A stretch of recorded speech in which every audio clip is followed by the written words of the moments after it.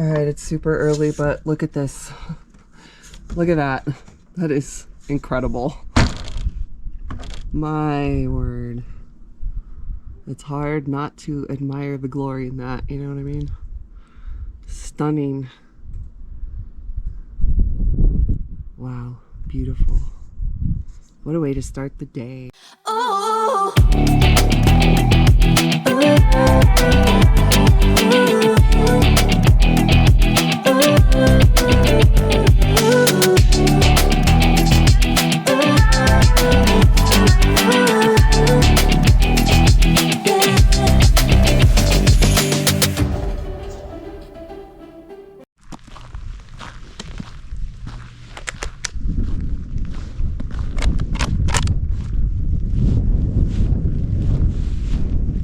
Okay, it's gonna be a quick update before the battery on this camera dies. Everything's been going really good. We're now a few days before Christmas. I met my goal doing firewood, and as you can see, things have slowed down a little bit, so I've been able to get a bit of a stockpile going. And I got one of my neighbors cutting wood with me, so we're gonna be doing it together here for the rest of the season. Check this out. See this pile right here? Look at this. Look at the size of this. I cut this whole thing and loaded it in my trailer in 4 hours. And there was actually all the small pieces are all right here. All this. I was also part of it. It's all stuff that doesn't have to be split. Yeah, that's my personal best. I cut all that and got it loaded in the trailer in 4 hours, and it's a full cord. That's a lot of wood. And you know, I know there's going to be some people, you know, East Coast guys, there's going to be some guys on the West Coast that are cutting those big, nice, tall, single round trees where you can just cut it and buck the whole thing up and you got a cord of wood pretty quick. This is juniper. This is a whole different thing. It's like that tree right there. That's a juniper. Now imagine if that's dead and you got to cut all that up and buck it. There's a lot of waste. There's a lot of stuff to deal with. By the time I split all this up, it's going to grow quite a bit. And then I'll add it to what I've already got here. Got a nice, I'll have a nice 4-cord pile going there. Me and my neighbor went and cut this in 2 days. We are killing it. That's a big pile of wood. That's a big pile of wood. That's over 3 cords right there. And we split some of the big rounds up to make it a little easier to carry. I did the same thing over here. Normally I've been, you know, grabbing these giant rounds, but I've been kind of wearing myself out. A couple of the rounds I've been bringing are like, you know, 24 inches of this juniper, and that's really heavy. That's a lot for one guy, especially me. You know, I mean, I'm not a huge guy. I'm 6 foot tall, 160 pounds. That's, you know, I'm strong, but I'm not a 220 pound logger. Yeah, the wood yard's full now. It's nice to be busy. It's nice to make a plan for something and have it work out. A lot of things have been going really good for us lately. I gotta say, a lot of things for me have gone right with doing the firewood. I'll tell you about a couple of problems I've had. So I ended up with a flat tire on the original trailer tires, and we went to the tire shop and put on some brand new tires, and I swear, no, like 3 weeks later, I end up with a slow leak on one of the new tires. So I went back to Discount Tire and they just gave me a brand new one. I love it. Worked out great. I had to pay another $24 to put another warranty on this, which will allow it to be replaced again if something happens. So, and what I did is I stepped up to 8-ply tires. I stepped up to a 10-ply tire, and it's also got a little bit of a taller profile and it's a little wider, so it definitely helps with carrying more weight. Also, I broke the leaf springs on these are the original leaf springs. I broke the leaf springs on the trailer. So I've now upgraded the leaf springs to 2,400 pounds per side. So now the weight capacity of the trailer is up to 4,800 for a single axle, which is awesome. Yes, it's more than what the axle is in there now, but the average load I've been carrying is about 4,000. You know, one of my buddies that worked in manufacturing for years making aircraft parts and stuff told me that 3,500 pound axle shouldn't fail till at least 4,500. So And when it does, I'm just going to put a bigger, better axle in it. I'll probably put a 5,000 pound axle and be done with it. And then you know, this little trailer here will be good to go. It's served me really well. We've moved a lot of cords of wood. It's got a little bit of wear here and there, and when the season's over, when we get here into the middle of winter, we're only on the first day of winter, so we get here into the middle of winter, I'll do some additional welding work and tighten a few things up on it. This is my 450 Rancher saw. This thing has cut 30 cords of wood in 4 months. It runs awesome. I have had a couple of small problems with it, and I would like to give a shout out to Total Rental in Flagstaff. They're located directly across from the Walmart on Enterprise Lane, and I am telling you, they are fantastic. They are the Husqvarna dealer in Flagstaff, and they have just straight up just taken care of me. And first I went in, and the chain was starting to make some noises as it was going around, and I took it in and they told me I needed a sprocket. And that was at 27 cords. So they put a sprocket on for me. They charged me $20 for the part, $25 for labor. They told me it might be a day or two. He calls me an hour after I dropped it off and told me it was done. I mean, just, they took care of me, because I told them, you know, that I'm down until I get it fixed. I have a backup, but it's just, you know, my little other saw is not an adequate to get what this thing can get done. It's not an adequate backup. So I went out, cut a few more days, and then the pull start came apart, and I took it in, and it was something that could be done under warranty, and they told me that they were going to check and see what it would be under warranty, and you know, it might be a day or two because they were going to have to order the part, you know, because I told them I'd pay for it either way, whether it's warranty or me paying for it. Just I needed it done. And they called me literally 15 minutes after I drove off and told me that they had it fixed. They had a used one in the back. They put it in, it works great. I came in to pick it up, and they just said, you know, have a nice day, thanks. And I'm like, well, you know, don't I owe you something? And they're like, no, not unless you want to go through the warranty for it, you know. And I said, well, there's no reason, it runs now. And I said, you don't want me to pay you anything? And they said, no, we just wanted to make sure you were taken care of. So they fixed my saw in 15 minutes for free. I mean, and here's the best part for all the Nomads out there. Their propane is 35 cents a gallon cheaper than anywhere else I've found in Flagstaff. Go there. It's $2.95 a gallon in Flagstaff for propane. Go to Total Rental, man. Those guys will take care of you. And if you're in the wood cutting game, if you're a nomad, you want to just get a cheap saw to take with you, you want to get a you know, one of the cheaper Husqvarna saws or something, go to Total Rental. They've even got used Husqvarna stuff they can sell you. It's honestly, I've dealt with a lot of different dealers for a lot of different things in my life, whether it's cars, tools, equipment. This place has got it. I mean, when I go in there, they have every single thing I want right there on the shelf. I never, you know, I'm not getting paid anything to say this about it. It just, when you have a good experience with a business, sometimes you just want to tell people about it. And that's what I'm doing right now. So they get an A+ as a dealer. They've, like I said, I go in there every single time, anything I need, they have it right there on the shelf. It's cheap. Their prices are cheaper than anything I can find on Amazon as far as parts go for Husqvarna, anything. They're just cheaper. I don't even know how they're doing it, you know? So anyway, this thing, it's kicking butt. I love it. I have no doubt that this thing's going to make it through many, many more seasons. I mean, it still runs exactly the same as the day I bought it. I do take really good care of it. I've switched to running a 45-to-1 mix. I sharpen the chain after every single sharpening or every single tank of gas. And here, let me try to get, you know, kind of close up if you can see those teeth on the chain. You see the marks on there? Look how close I am, my sharpening is to the marks. This is what a chain looks like after 18 sharpenings. 18 sharpenings. I cut like 5 cords of wood with this one chain. Yeah. This is all videos from professional loggers that got me to this level with taking care of the saw and running it. I'm telling you. This is only a 325 chain. This is considered to be by most loggers a small inferior chain because it's kind of the medium size. But hey, this saw only also, you know, full of gas, stressed out, weighs like 12 pounds. It's light. I can cut with this thing all day long, and man, it's got power. For a 50cc saw, it's no joke. This thing has just been kicking butt. Looks all clean right now because I, you know, took it into the dealer to have them. I thought they were going to have it for a little bit, so I cleaned it up good for them. We got Portland weather here, people. This is Portland, Oregon weather here in Arizona.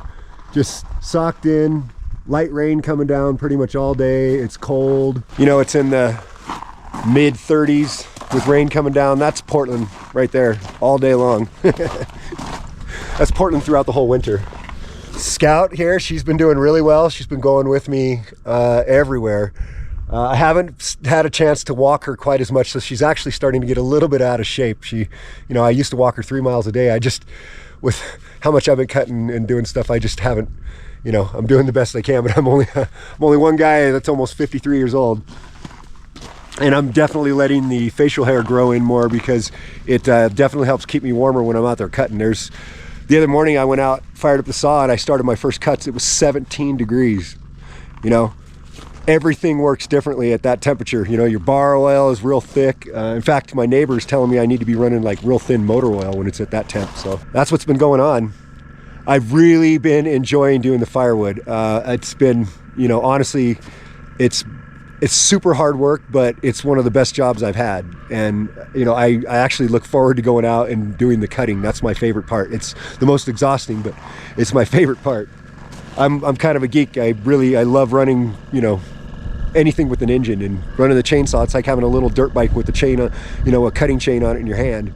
So you might hear the generator running, and I do have to supplement when it's this cloudy, but we have extra solar now.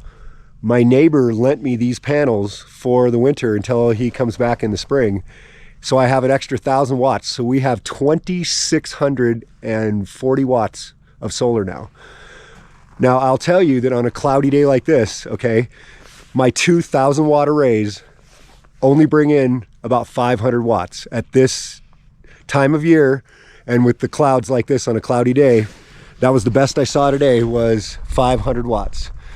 And what that translates into was about 21 amps. That's actually what was going into the batteries. I'm not talking about what's coming out of the panels, but 21 amps going into the batteries after it went through the charge controllers. So that's what you can expect with 2,000 watts on a completely, as you can see behind me and above me, a completely socked in day. That's the max you're gonna get. But when the sun comes out, with my 3 arrays of solar, the 640 on the roof of the RV, and then the 2,000 watt arrays, we are instantly shoving in like 90 amps, 95 amps into the batteries. It's awesome. They charge up so quick, and then they, you know, each charge controller starts tuning itself out and starts tapering off, you know, as it gets up to like 90% charge.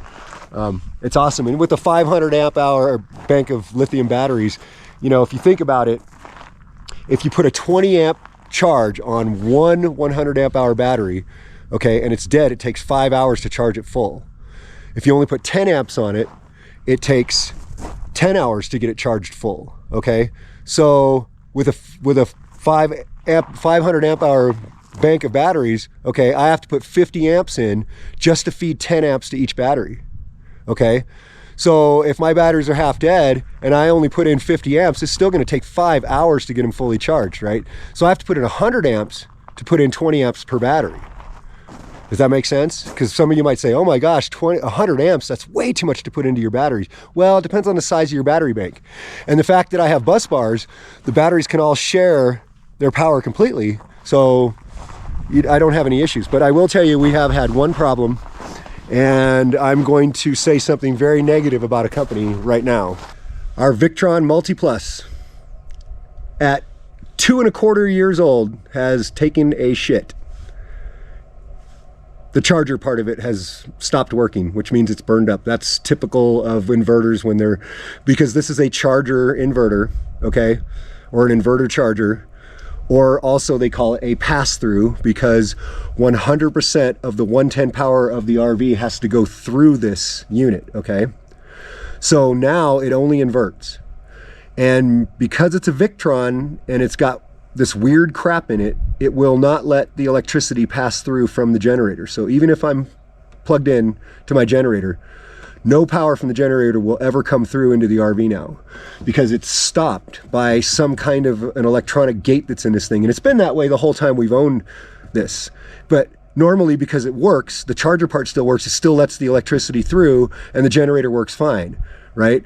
But for some reason, when it's broke like this, it's not allowing the power to go through from the generator. So we have to actually have the generator we have to have it hooked into extension cords, and we have to actually run extension cords, you know, one to a separate battery charger that I'm using to charge my batteries now.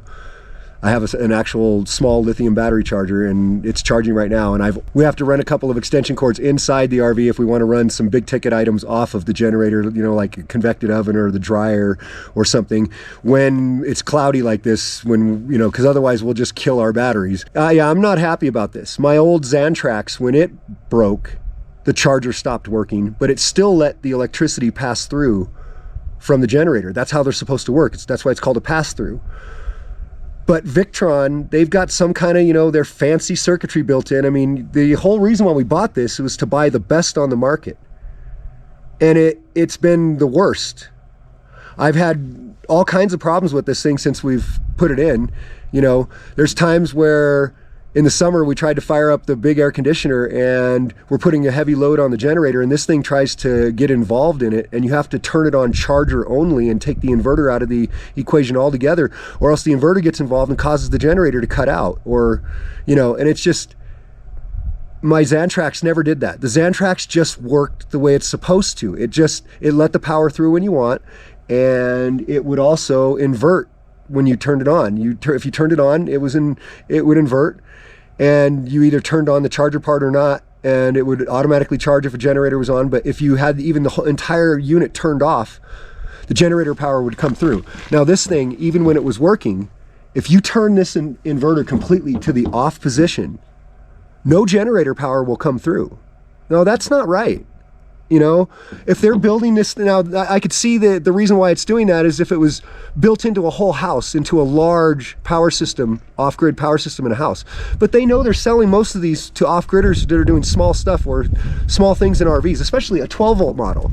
It should be letting 100% of the generator power pass through. There should be no bullshit. I shouldn't have this thing that breaks or is turned off and then doesn't let my generator power through. So now I have to buy a new one of these.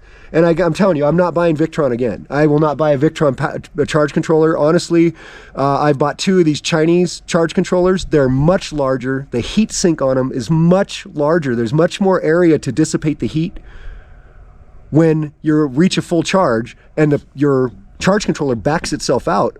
It dissipates all that extra energy in heat on the back of the unit. It's called a heat sink. Okay? Look how tiny this little thing is. Okay? Look how tiny the little heat sink is on it. Okay? Let me show you the 2. Okay, look at these 2 Chinese charge controllers. Look at the size of them. Look at the size of the heat sink on the bottom of that. Okay? Look at that. It's amazing. It's crazy. So this is my little battery charger. It's only a 20 amp charger, so I'm trying to put 20 amps into a 500 amp hour lithium battery bank, and it's no bueno. But I've ordered, so my solution to this situation is I ordered a 60 amp lithium battery charger, and then I have this 20 amp that I can use along with it, so I can put 80 amps of charge into my batteries while I'm running the generator, and I can have that run through an extension cord.